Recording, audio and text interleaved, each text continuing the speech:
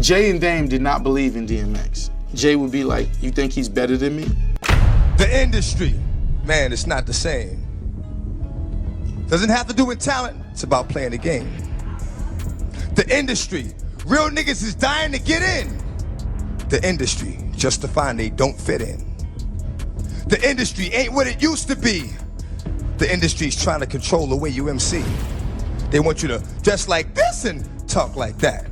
But I'm going dress like this and talk with the bat. Then I met the devil in God's country. You know, and it's not so much who, it's what, you know, what happens and the things that the devil does. It's not so much a person, even though he acts through people. You know, you can't call one person the devil. Yo, listen up. Some wild tapes from DMX just came out of the vault, and they're insane. In these unfiltered recordings, DMX goes straight for Jay-Z, accusing him of being linked to some shadowy secret-level deal. Something out of a spy movie meant to shut X down before he could make his big comeback. Sources close to the situation claim this was no paranoia. It was real. Word is, DMX had been recording himself for years, breaking down how he felt like big names in the music game were out to silence him. If these tapes are the real deal, we're talking about hip-hop's darkest behind-the-scenes war, and the proof is loud, raw, and undeniable. These ain't just random rants. They sound like a man who knew too much. What happened was, you know, like I said, I had the crazy track record, Def Jam, everything was good. You know, I go to do the 6th album, and, you know, Jay-Z became president. Yeah. You know, when he first got the job, he hit me with the call like, yo, dog, MH is running the building, like, yo, you good?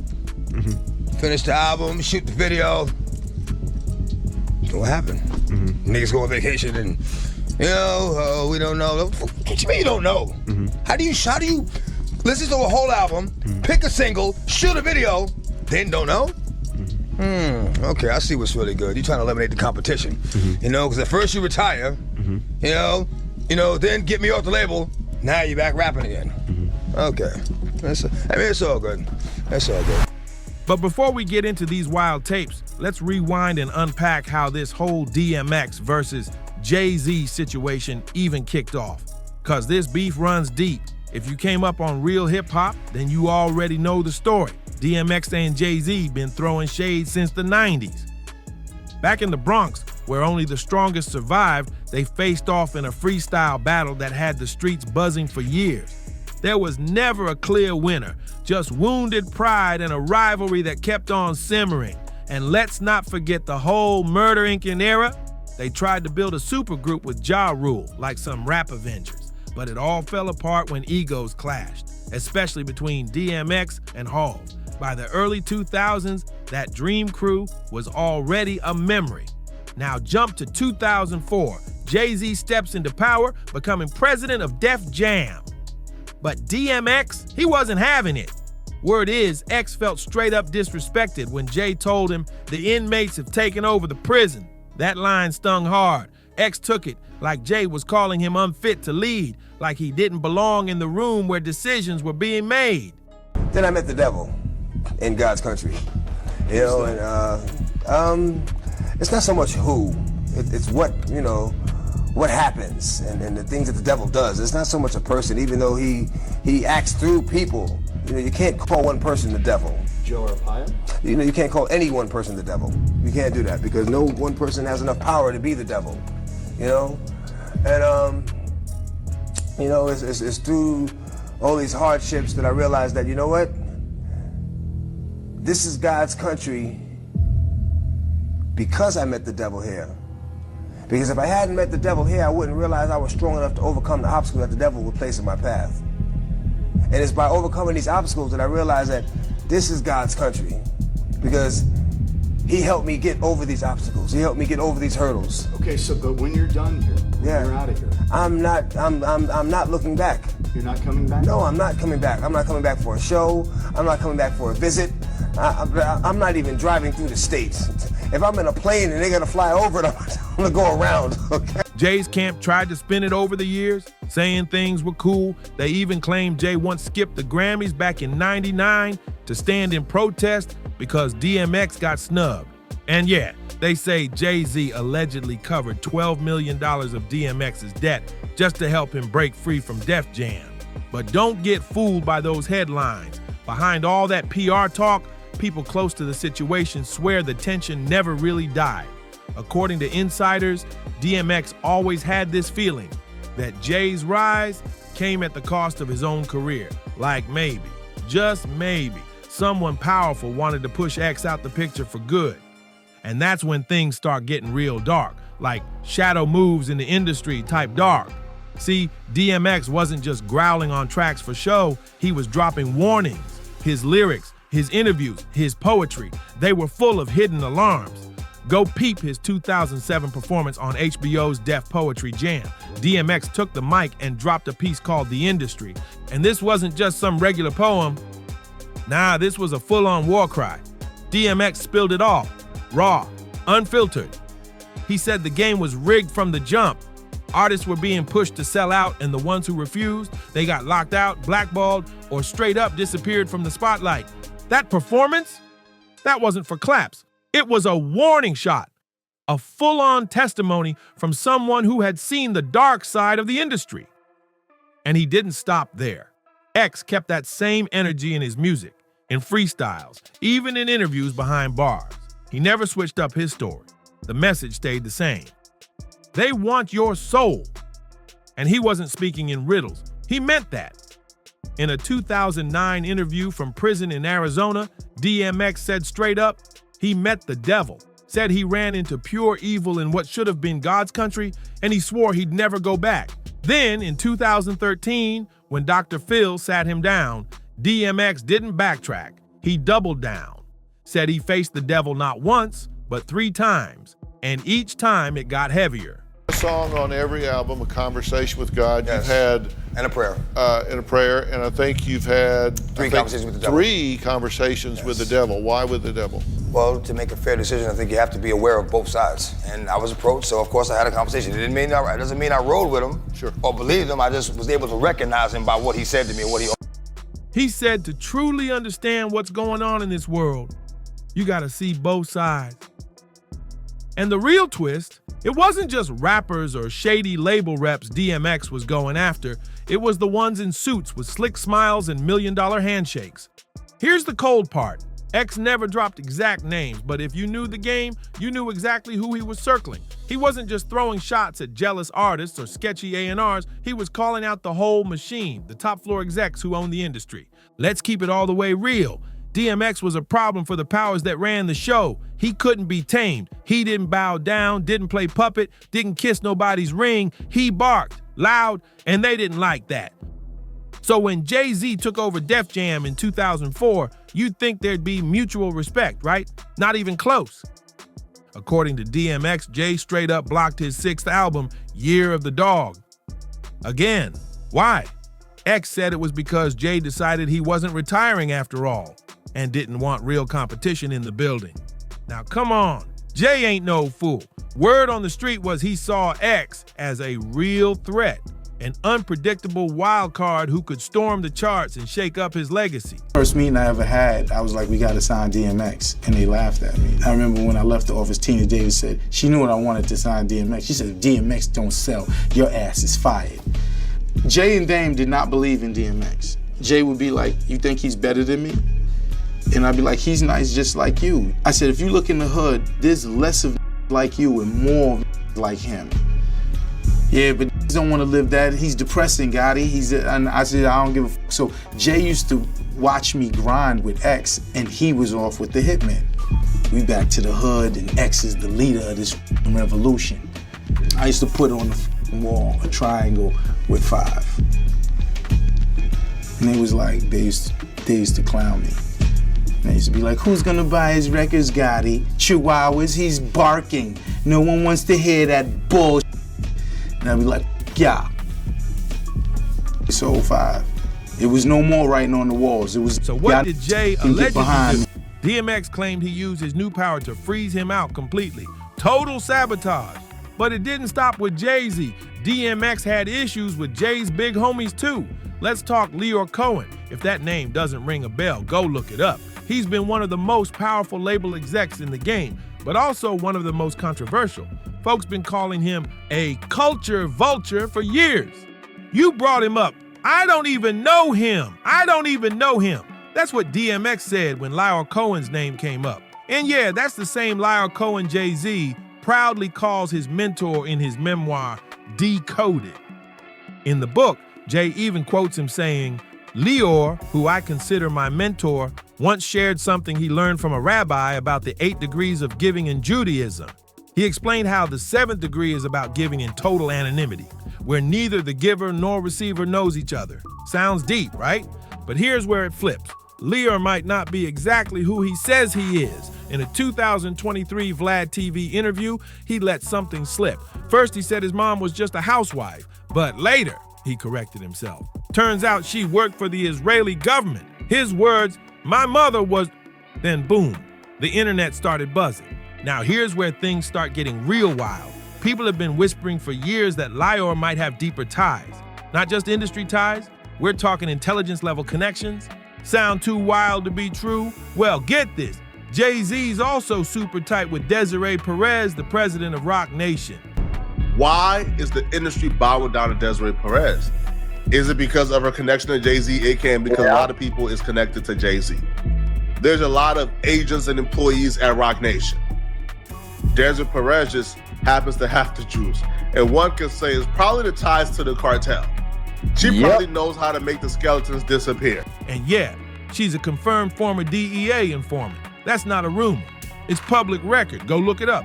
So if Jay's come up was backed by people with deep ties like that, maybe DMX wasn't just ranting. Maybe he was right all along. This wasn't just music industry beef.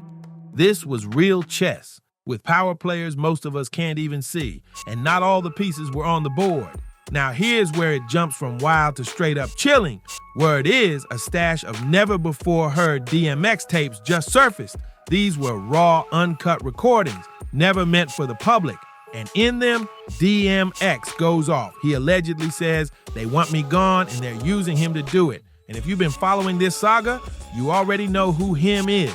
That shot was aimed directly at Jay-Z, no coded messages, just straight heat. X had been saying for years he felt something was closing in, like someone was pulling strings to push him out the way. He spoke about it in tracks, in interviews, and now in these newly uncovered tapes. If they're real, they might be the final warning DMX left behind. And when you really sit back and look at how DMX's career crumbled right after Jay-Z's rise, right after X got pushed out of Def Jam, the puzzle pieces start falling into place. Add in the whispers about label bosses with shady government ties, secret 3-letter agency links, and Rock Nation's suspicious coziness with law enforcement. Man, it's hard not to think X was being lined up. And these tapes, they might be the proof he left behind, just in case he didn't make it out alive. Really rough, particularly on women. But I think it helped change the course of the crack epidemic. I don't know what's this opioid thing, man.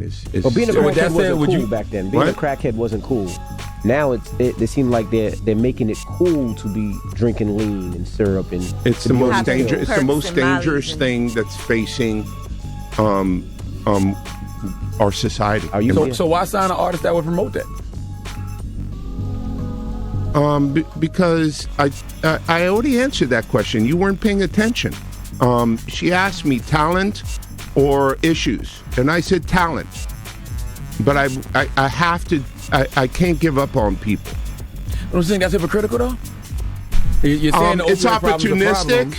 Yeah. I got people to feed. I got a business to run. You're gonna make Dame Dash take this clip and call you a culture vulture. Who's Dame Dash? You brought him up. I don't even know him. Now fast forward to 2021, when DMX tragically passed. You'd think folks would show some respect, right? But not Leor Cohen. He went public and basically trashed X's name, calling him, and this is a direct quote, a gremlin, reckless, and looking for a wall to crash into. Like seriously? X wasn't even laid to rest yet, and this man is out here dragging him through the dirt. Yeah, DMX had struggles, that's no secret, but saying he deserved what happened, that's not just disrespectful, that's foul on a whole other level. And what makes it worse? Liar tried to walk it back later, claiming he helped build DMX's career, the same DMX he used to laugh off. No lie, Irv Gotti said it himself. Back when he tried to put X on the table, both Liar and Jay-Z laughed in his face. But now suddenly, he's trying to act like he was Team X from day one. Nah, that don't fly. And now we gotta talk about what nobody wants to say out loud. The elephant in the room. DMX didn't just die, he vanished under a cloud of confusion. Official story says it was a heart attack caused by a drug overdose. But how many times we gonna hear the same tired narrative before we start asking real questions? Man, it's not the same. Doesn't have to do with talent, it's about playing the game. The industry, real niggas is dying to get in. The industry, just to find they don't fit in. The industry ain't what it used to be. The industry's trying to control the way you MC. They want you to dress like this and talk like that. But I'm going dress like this and talk with the bat. The industry got your word meaning nothing. The industry, fuck what you heard cause he's bluffing. The industry, money, bitches, hate, but I dare you to try to take a fucking thing off my plate. The industry like, wait! But in the streets, we like, get 'em. 17 up in that thing. Catch them sleeping and hit 'em. The industry, if you ain't got a strong mind, the industry will break you down, it's a matter of time. The industry, vultures with nothing to feast on. See me, I'm getting my beast on. The industry, stay in the dirt, play in the dirt, test the wrong one in the industry and you will get hurt. I'm not an industry artist, I'm an artist in the industry. Word on the street is, people close to DMX were saying he was clean, for real. He was working out, looking solid, speaking about God heavy and finally climbing back up, mentally, physically, spiritually. Then boom, out of nowhere, he's gone. Just like that?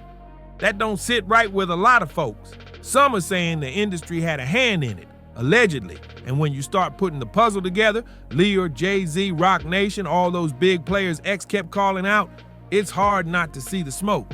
And where there's smoke, DMX didn't just talk about shady label heads, he spoke on dark forces, real ones, not just metaphors or drama for the mic. He said it loud and clear in interviews, on stage, behind bars, in tracks. The devil came for me. He said there were powers moving behind the curtain, and some folks in high places weren't just greedy. They were straight up working with something not of this world. Now, maybe some people think he was just being dramatic. Maybe they want to call it poetic. But if DMX believed it, and then he dies under these sketchy circumstances, and then these lost tapes come out calling out Jay-Z and shadowy government ties, that's no coincidence. That's a pattern. In his final known interview, DMX spoke raw and real about the industry's dark side, about how artists were being controlled, manipulated, and silenced if they didn't fall in line. Lately, some serious allegations have dropped, not just about Jay-Z, but also about Sean Diddy Combs. We're talking big claims of misconduct, the kind that's got people side-eyeing the whole music industry. And now, with these alleged DMX tapes making waves, it's like someone lit a fuse under the entertainment world. While some are still debating if the tapes are 100% real, what is real is the conversation they've sparked. Once again, putting the spotlight on the music industry's shadowy underbelly. Folks are starting to question just how far certain powerful players are willing to go to stay in control. And now, DMX's fans and supporters are demanding answers, loud and clear. People want to know, was DMX's death just a tragic accident, or was it something deeper, something calculated, something meant to shut him up before he said too much? I really feel like I'm gonna look back on my life just before I go and thank God for every moment, for every single moment, every single moment. One online user said it best. DMX spoke a lot of truth while he was with us. Whether it sounded like cliches or metaphors, he was talking about things we're finally seeing now, and about people we should have been watching closely. Another fan shared something even more personal. DMX has always been a poet. That's why his music touched me so deeply. He was my hero growing up as a teen girl, second only to my father. I don't believe he relapsed. I don't believe he died of an overdose. I honestly believe Just like Aaliyah, Biggie, Tupac, MJ, Whitney, and others, he was taken out. These devils in the industry couldn't control them, and that's why they had to go. One user wrote, "Never liked Jay-Z, always knew he was dirty and shady, peace." Another commented, "I'm pretty sure Jay might have had something to do with DMX's death. The whole industry is messed up and evil. How long are we gonna keep acting blind?" And with these tapes surfacing where DMX allegedly says they want me gone and they using him to do it, it's hard to ignore the heat behind those words. You already know who him is. The good part about Def Jam, and I gotta give it to Hov, is that X had he was in debt over there. He probably owed about 12 million.